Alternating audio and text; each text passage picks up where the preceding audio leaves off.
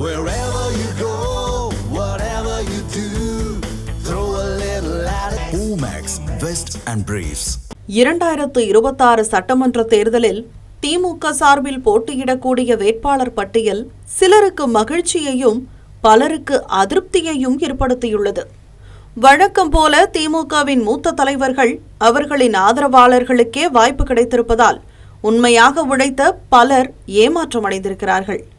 வேட்பாளர் தேர்வில் முன்னணியிலிருந்தும் வாய்ப்பு கிடைக்காமல் போனதன் பின்னணியில் திமுகவின் பெரிய அண்ணன்கள் இருப்பது தெரிய வந்திருக்கிறது. திமுக சார்பில் போட்டியிடக்கூடிய வேட்பாளர்களை தானே தேர்வு செய்ய வேண்டும் என எண்ணிய மு.க.ஸ்டாலின் உடன்பிறப்பே வா என்ற நிகழ்ச்சியை ஏற்பாடு செய்து கட்சியின் நிர்வாகிகளை சந்தித்து கலந்துரையாடினார். அதற்கு பின்னர் திமுகவின் வியூக வகுப்பு நிறுவனமான பென் நிறுவனம் தமிழகம் முழுவதும் பல்வேறு சர்வேவை நடத்தி ஒரு வசூல் வேட்டையை நடத்தியதாகவும் புகார் எழுந்தது. எப்படியாவது வேட்பாளராக தேர்வாகிவிட வேண்டும் என திமுகவினர் பலர் பல்வேறு உத்திகளை கையாண்டனர். திமுக சார்பில் போட்டியிட விருப்ப மனு தாக்கல் செய்தவர்களிடம் திமுக தலைவர் மு.க.ஸ்டாலினே நேர்காணலும் செய்தார்.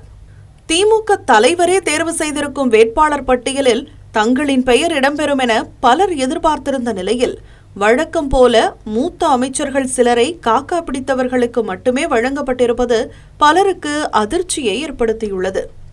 சம்பந்தமே இல்லை என்றாலும் பிரதமர் மோடியை எதிர்த்து பேசுவதையே வாடிக்கையாக கொண்டிருக்கும் மனோ தங்கராஜ், இருக்குமிடம் தெரியாமல் இருந்த கயல்விழி செல்வராஜ், காந்தி ஆகிய 3 அமைச்சர்களுக்கு இம்முறை வாய்ப்பு மறுக்கப்பட்டுள்ளது. வட சென்னையின் பெரும் புள்ளி என நினைத்துக் கொண்டு வலம் வரும் சேகர்பாபுவும் எழும்பூர் தொகுதி எம்எல்ஏ பரந்தாமனுக்கும் மோதல் ஏற்பட்டது. முதல்வரிடம் நேரடி தொடர்பில் இருப்பதால் தைரியத்துடன் இருந்த பரந்தாமனுக்கு தன்னை மீறி எப்படி சீட் கிடைக்கும் என சவால் விட்ட சேகர்பாபு அதில் வென்றும் காட்டியிருக்கிறார். அதோடு திருவிக நகரின் எம்எல்ஏ தாயகம் கவியுடன் ஏற்பட்ட மோதலில் அவருக்கு பதிலாக ரவிச்சந்திரனை வேட்பாளராக கொண்டு வந்திருக்கிறார் சேகர்பாபு. அதேபோல் துணை முதல்வர் உதயநிதி நேரடியாக தலையிட்டு ராயபுரத்தில் ஐட்ரீம்ஸ் மூர்த்திக்கு பதிலாக சுபைர்கானுக்கும், டி நகரில் கருணாநிதிக்கு பதிலாக ராஜா அன்பழகனுக்கும் சீட் பெற்றுக் கொடுத்துள்ளார். டி.ஆர். பாலுவின் தீவிர ஆதரவாளர் என்பதால் தனக்கு எப்படியும் சீட் கிடைத்துவிடும் என நம்பிக்கொண்டிருந்த தாம்பரம் எம்எல்ஏ எஸ்.ஆர். ராஜா மற்றும் எழிலரசன் ஆகியோரின் வாய்ப்பை கெடுத்ததன் பின்னணியில் அப்பகுதி அமைச்சரான தாமு அன்பரசின் பெயர் அடிபடுகிறது. திருச்சி மாவட்டத்தில் தமக்கு எதிராக கூட்டு சேர்ந்து கட்சி தலைமைக்கு புகார் கடிதம் எழுதிய லால்குடி எம்எல்ஏ சவுந்தரபாண்டியன், துறையூர் ஸ்டாலின், முசிறி தியாகராஜன், ஸ்ரீரங்கம் பழனியாண்டி ஆகிய 4வரின் சீட்டையும் அமைச்சர் கே.என். நேரு காலி செய்திருக்கிறார். கொங்கு மண்டல பொறுப்பாளர் என்ற அடிப்படையில் முன்னாள் அமைச்சர் செந்தில் பாலாஜி தன் பங்கிற்கு வேடச்சந்தூர், குளித்தலை என சில சிட்டிங் தொகுதிகளின் வேட்பாளர்களை மாற்றி தன்னுடைய ஆதரவாளர்களுக்கு வாய்ப்பு வழங்கி கொடுத்திருக்கிறார்.